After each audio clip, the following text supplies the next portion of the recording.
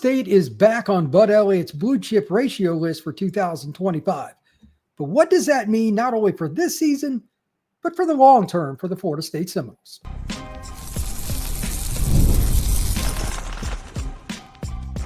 You are Locked On Seminoles, your daily podcast on the Florida State Seminoles.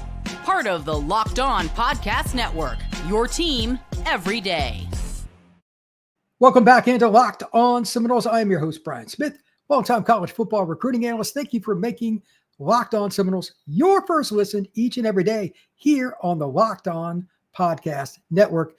Truly appreciate you stopping in to talk some Noles with me. Today's show is brought to you by Monarch Money. Just use code LOCKEDONCollege at monarchmoney.com for half off your first year. Now, today's show is throughout the entirety of it about the blue chip ratio. I'm going to incorporate a lot of offensive line thoughts, a little bit of what's going on right now in Florida State, where they were, say, 4 years ago, 5 years ago, and bring it through and talk about not just the blue chip ratio, but how certain positions are so vital and how one spot, not just quarterback, which that's the easy one, but one spot can completely hold back a program, or it can completely move you forward. The ratio that Bud does is awesome. I love it. I use it every year in some capacity, but I have also added through On3 just to use their rankings to mix it in because Bud works with 24/7 and CBS. I'm going to use some thoughts on On3's recruiting rankings just to be a little different again. I've used Florida State, Miami, Clemson, Texas, and Notre Dame. Their O-line recruiting just to show you how things can be so wild and how one spot, again, like O-line's important, can change your program. And we'll also get into what Florida State has to do, not just this year, but over the next year or so to get back to a point where they're not just on the blue chip ratio list, but they're more balanced. And here's what I mean. Premium positions matter. If you miss a quarterback or O-line, those two spots in particular, we all know it can be very painful to watch. Florida State missed, quite frankly, at both last year, and we saw what happened. But there are other spots. Corner. If you really screw up at defensive end and you're not good at rushing the passer, that's not something Florida State's traditionally had a problem with. You can be in a bad spot. There are a lot of different ways this list can be looked at generically, and it's great. But to really know where your program stands, you got to dig in and find the details. So that's what we're going to do today, specifically with offensive line. So it's a little bit better, to be honest, than what I thought. And again, this is just On3's rankings. Going to suffice to say that that's what this is, that I'm going to use when I talk about Florida State versus Miami. It's a point that's probably going to surprise a lot of you because it certainly surprised me. I'll just go ahead and give the number. Over 2021 through this past class, 2025, Florida State had more 4- and 5-star guys at offensive line than Miami, but it was just all 4-star guys. They didn't have any 5s. Miami had 6, Florida State had 8, but here's the caveat. The Canes had Francis Malinois, who's possibly going to be the first pick among the offensive tackles in this next year's draft. It's plausible. And if he doesn't go in the first round, I would be shocked. I saw the big fella recently down at IMG. That's 335 pounds of muscle. If you get a guy like that that's transcendent, that's dominant at offensive tackle, it changes your program. Florida State hasn't had a guy like that in a while that is just absolutely a butt kicker at offensive tackle that's possibly a top 10 pick. It changes what you can do. And that's why I want to bring in the offensive line stats here in just a second. But overall, the blue chip ratio, do you have 4- and 5-star guys that hit 50% or more? That is Bud Elliott's list. It is not meant to discuss the transfer portal. It is not meant to discuss position over another position, which that's what I'm going to do. I'm just going to add on. It is just straightforward. Do 50% or more of your recruits hit that threshold of 50%. The Noles were at the bottom of the list, are 18 this year on his list. It's usually 14 to 16, somewhere in that range. But they were 54%. It's ironic coming off a 2-win season that they're at 54. But hey, I just report the news. The bottom line, though, Florida State's on that list, and it's better to be on it than not. There has not been a team since 2011 when Bud started this that has won it that wasn't on his list. That pretty well narrows it down. 0. Every one of them has made it. Oregon came close, But they had a transcendent player. They had Marcus Mariota in 2014.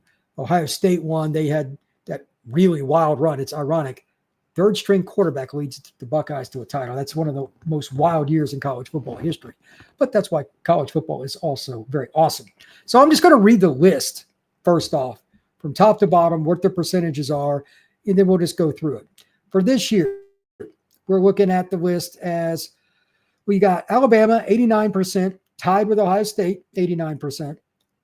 We also have Georgia, 84%, Texas A&M, 82%, Oregon, 78%, Texas, 78%, LSU and Notre Dame, both at 73%, Oklahoma at 70%, Penn State, 68%, Miami, 64%, and then there's actually 3 teams at 64%, Miami, Florida, and Auburn, all at 64%. Auburn's an interesting one.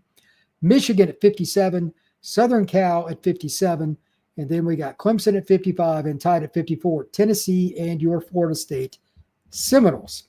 So here's that point again I want to bring up. I mentioned Francis playing for Miami, got a dominant offensive tackle. Well, there can be other positions too.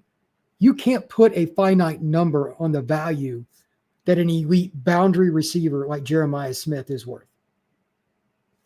Like, that's usually where he plays. They move him around some, but that's probably his main position at the pro level, I imagine, will be boundary. You can't just use him as just one finite number. He's worth 10 recruits. That's part of why this list is so fascinating and a great starting point. Then you can dig into it. But also think about Florida State, for those of you who follow recruiting, or anybody else that goes against the Noles. How do they recruit in the trenches overall? D-line. How do they recruit at corner? To me, those spots are more valuable, and Bud actually talks about that quite a bit on the Cover 3 podcast and on the Nolecast. He's 100% right. Corner, D-end, D-tackle, offensive tackle, quarterback. Those spots, and then this stuff. Like, I don't know what kind of value you would put on Jeremiah Love at Notre Dame. He can be great in the passing game, and he's a good runner. He's a good blocker. That's another guy. Like, you can't put a value on that. Those positions, though, that I just mentioned, plus the specialty skill spot on offense, there were 5+ players conservatively. Jeremiah Love or Jeremiah Smith, like those guys, I don't know if you could trade for those guys with less than 5 players. Like, they'd have to be really elite. So keep that in mind. Now, here's the other thing with this list. Florida State, they have 2 offensive linemen committed in the class of 26, and they just missed on Wilson Zaire. Now, we're going to talk about this in the next segment, but they've got 2 guys committed, Michael Ionata, Jacoby Green. 2 in-state players that want to be at Florida State. Ionata's actually got family ties to the Noles. I like this start, but there's just no nice way to say this. They can't have another class with 2 or 3 linemen. Those days have to be completely over with. And I know that Gus, Herb Hand, etc., they know that. And I would normally complain right now, like at 2, like, what's going on? They had 15 different guys lined up for OVs. 15. Just didn't work. If it's a situation where you put in that much work and you don't get them, that's unfortunate. You still got to fix it. They're going to have to try to way to flip somebody. Don't be surprised if the Noles go after a JUCO, and don't be surprised if they still go a little bit heavier this winter in the portal. But the goal, at the very latest, I'll talk about this a little later in the pod, at the very latest, the 27 class, they need to get to the point after that class signs in early December, they're taking 1 guy out of the portal because, you just want a tackle or a center or something, whatever. Those are the teams that are winning it. 19 out of 20 players that played for Ohio State, Penn State, Notre Dame, and Texas, the Final 4 last year, were high school recruits for those programs as offensive linemen. That's really important to note. Florida State, they got 8 compared to Miami on the blue chip ratio from on 3, which is wild, but they need to hit in every class so you don't have those holes again. Every year you've got guys pushing the former class, and there's always high-end competition. When we come back, we're going to break down more of the offensive line recruiting, the blue chip ratio, what it means for Florida State as a roster. That is next here on Locked On Seminoles. Ever wish managing your money felt easier? With Monarch Money, it can. Whether you're growing your savings or planning a big purchase, Monarch puts you in the driver's seat. It's like having your own personal CFO, giving you full visibility and control over your finances. Monarch Money is more than a budgeting app. It's a complete financial command center. You can track all your accounts, investments, and spending in one place. So in addition to managing your money, you're also building wealth. This is where it's fun. One of my goals is to buy an old pickup truck, modernize it, a resto mod, if you will, and just adding $20 here or there doesn't sound like much per week, but that adds up. If you add $20 more a week, every week, that'd be $1,040 every year. Over 10 years, that's over $10K. That could take care of your restoration if you got a decent model. And you might have a different goal, but with Monarch Money and just one app, it's more convenient, it's easier to use. That's a way you could find your way to your financial goals as well. Take control of your finances with Monarch Money. Use code LOCKEDONCollege at monarchmoney.com for 50% off your first year. That's monarchmoney.com, code LOCKEDONCollege for half off your first year. Thank you for making Locked On Seminoles your first listen each and every day. Truly appreciate you stopping in and talk Noles with me. Please subscribe and please like this podcast and share it with some of your friends. We are too. The college football season's beginning just a week or so away from Florida State actually having a practice. It's kind of hard to imagine, but at the end of this month, the Noles will kick off practices and there'll be a lot more in-season stuff, obviously. But right now, finishing up on recruiting here on Locked On Seminoles and talking rosters and schedule for the next week or so. As far as the blue chip ratio, I just want to make a few generic kind of points about what I've noticed about the roster. Kind of went through it some today, got a bunch of stats, but let's use the offensive line as the theme. There are three guys in particular that I'm going to talk about, at least two of them, for Florida State to get back to being that viable year in, year out, consistent top 10, top 15 kind of program and competing for playoff spots. That's your first goal. You got to get there before you can do anything with it. To do that, two out of the following three players need to hit, in my opinion, unless they just hit home runs in the portal. And it's still the culture factor. That's why schools like Penn State, Clemson are doing so well. Florida State's culture factor is not going to get better by taking portal kids. The best way to do it, again, high school, high school, high school. Say it 100 times. You didn't say it enough. So Lucas Simmons, this is his third year removed from high school. He played at Clearwater Academy International, 6'7", 6'8" kid. It's time for him to be able to play. If one of the tackles goes down, whether it's Pettis or whoever, or somebody they move guys around, whatever the case is, he has to be ready to play this year. Number two, and I don't care which one of these guys it is, one of them's a freshman, but I have very high praise for him. Mario Nash, big-time player out of Mississippi, true freshman, but I think he could be the future left tackle. And the other one is Jonathan Daniels. Is he going to play guard? Is he going to play tackle? Is he going to be a swing player? He's another kid, and for those of you that are clicking on this and watching on YouTube, he was the photograph. That's Jonathan. At Under Armour, he's a class of 24 recruit. He is a redshirt freshman. So you got a redshirt sophomore, redshirt freshman, and a true freshman, all highly touted recruits that I think are going to be offensive tackles. Minimum, two of those guys got to hit. And hit doesn't mean like you're just automatically a first-round pick. You're viable to be a starter. If you still get beat out by a transfer or another kid, whatever, that's fine. Are you good enough to start at Florida State's intended level or not is how I'm using the measurement. Talking like bottom end season 9-3. Right now, Florida State would kill for 9-3 probably after last year, and I get it, but you're not going to get there without tackle play. And last year, offensive tackle was a sieve. So they need to figure that out. They got good tackles from the portal this year, but they've got to get away from it. So again, Lucas Simmons, Jonathan Daniels, Mario Nash. That's not saying they don't have some other guys. Here's the other player that's interesting, and I don't know how long it'll take him to get up to size, but Chaston Brown, kid they got out of the Atlanta area, late bloomer, Florida State took a shot on him. He's a low floor, high ceiling player, 6'7", 250, 260, something like that out of high school, but the length is elite.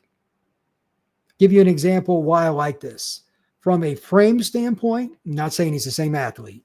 From a frame standpoint and a late bloomer, Joe Alt was a guy that was a 3-star until later in the recruiting process for Notre Dame, played tight end. A lot of schools kind of passed on him. Notre Dame took him and ended up starting his midway through his freshman year, ends up being 3 and out for Notre Dame. Late bloomers at O-line are very common. You got to take several of them for it to work. And Florida State's done this a few times in their career too, taking guys that maybe moved from D-line to O-line. Maybe it was a big tight end. Maybe it was a guy that was 6'4". When they started recruiting him, his last year, he grows a couple more inches, grows into a tackle. You have to evaluate differently at tackle, look at different spots, and look at it from a long-term developmental position. Is Brown going to be a guy that walks in and plays? No. He's probably going to need a couple of years to add the weight. That's okay. I like that Florida State is still doing their own evaluations on offensive line, and while he was a 3-star kid who did not help Florida State's blue chip ratio, that's fine. You still have to take some of these guys. Even schools, again, like some of the different services had Ald as a 3-star guy, and he went like number 6 in the draft, number 5, something like that. It's hard at offensive tackle. That's why you got to take numbers. There are going to be some 5-star guys that never play it down at Bama, at Texas, at USC, or whatever. You have to get numbers, and that's why right now Florida State just having 2 makes me a little bit nervous. So we'll get into that a little bit more. Now, as for Florida State against some of the schools and how you should compare it, if you really want to look at it yourself, the last 20 years, it's easy. The easiest school to look at is Iowa. It's ironic, but they are the most fundamental program in college football. Here's a couple of stats for you. At one point, they had more DBs in the NFL than Nick Saban's Alabama teams, literally. In offensive linemen, although they don't get a ton of 4-star guys, hardly ever get a 5-star, they were top 5 like in O-line as well. Go look at the kids that you're offering. Who else has offers from them? Look at the kids that you signed. Who else offered them? Where are they from? Are they playing top competition? Are they wrestlers? There's a lot of ways to look at it, but offensive line in particular, like I respect Iowa. Ferentz has done a great job. And I think that while he's not a great recruiter, his evaluation skills are really good. There's nothing wrong with being a developmental program with offensive line. UCF did that, and they ran the ball pretty well the last few years with Herb Hand down in Orlando. You can do it that way. Again, though, the really big key, numbers, and you still do have to hit on a few of your big-name guys. Lucas Simmons, Jonathan Daniels, Mario Nash. Florida State's got plenty. And again, they have more in the last 5 years than Miami per on 3. But they haven't hit on anybody on a super elite level. Florida State is due, by the way. One of these guys surely is going to hit, if not 2. And if they don't, at some point, you just got to kind of be like, okay, what's the deal?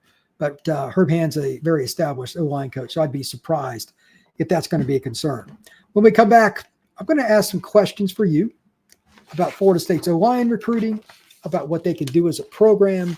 And we're also going to just kind of talk about what's next for Florida State, because they're actually closer to being a college football playoff team than a lot of people think. Looking at the roster, I'm going to talk a little bit about that as well. That is next on Locked on Seminoles.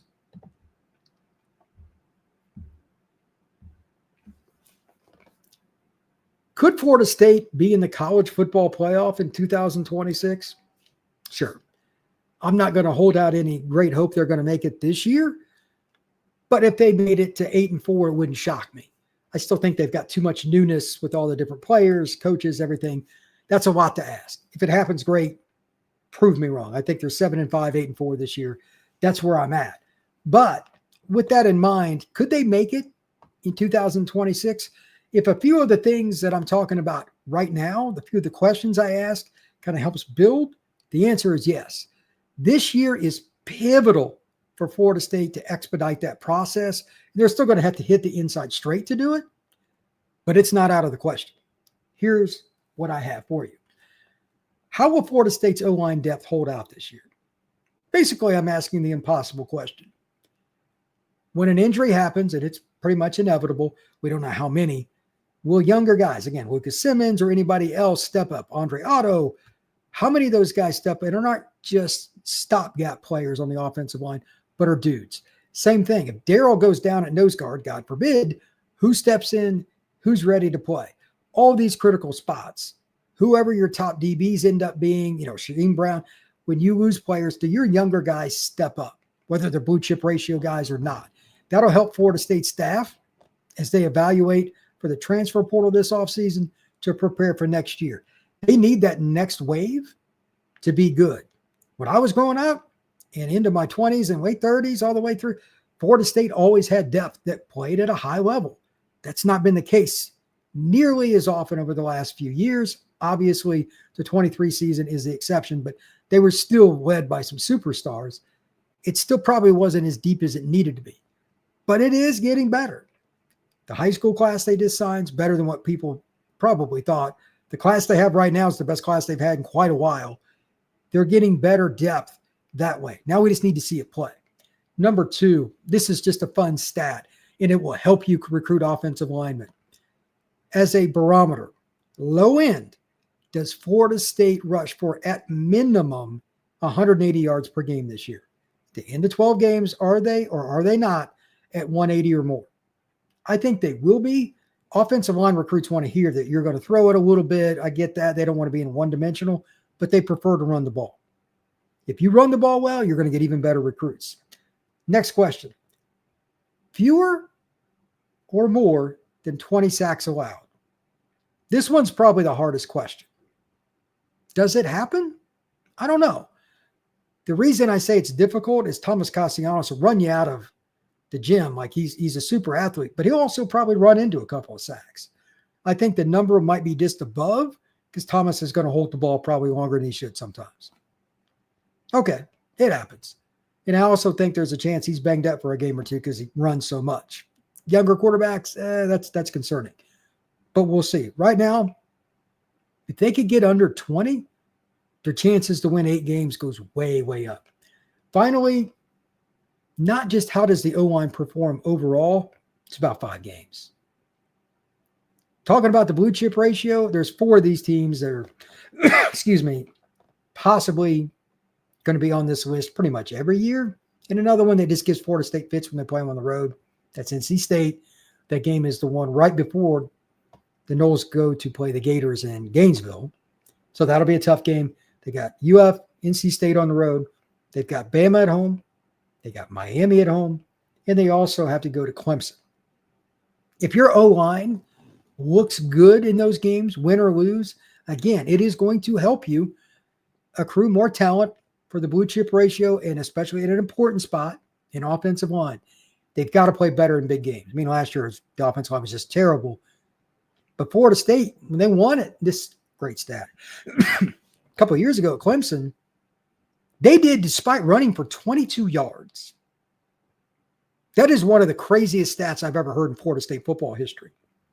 They had the defensive touchdown, and they had a couple of big plays in general on defense, special teams, etc., flipping the field, making big plays. Clemson screwed up a few times. Florida State had a small window to get through, but they found it. That team had moxie. You can't expect that all the time. O-line has to play better than giving 22 yards against anybody.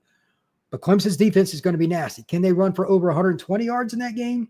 And Thomas hit some big plays, at least keep them in it? I mean, on this schedule, it's by far, for me, the game they're least likely to win. But if you play well in that game, that helps you overall. As for O-line recruiting in general, I've talked about this a little bit already. Do they have the ability, if they play well this season, to get more flips? I say yes. Kids are very, very attentive when it comes to what you're doing now. They don't care what coaches say in recruiting. They want to see it. Florida State plays well, there's a much better chance of getting flipped. So I say yes. Just as a future thought, offensive line recruiting for 2027, regardless of getting one more kid, they need an elite class next year. The 27 group. Mark Matthews, kid out of St. Thomas Aquinas, probably number 1 on the board for them. Big offensive tackle. But they've got to have an elite group next year. Just straight up, they need at least 1 5-star tackle, etc. Like, it is a narrow window, but that's where they're at. And as far as the portal this year, for those that are curious, I think at least 2. Should they go more than that? It depends on who they can flip and who decides to come back and who leaves and all that for Florida State. But I think they'll take 2. Could they go more? It's possible. But 2 guys up front for the offensive line after this year is kind of what I project. And if they figure out quarterback, whether it's Kevin Sperry, I have no idea. if they figure out quarterback, Florida State could be a dark horse to push for that spot next year to make the college football playoff, at least make the ACC title game. I could see it. They've got a little bit more talent than people think.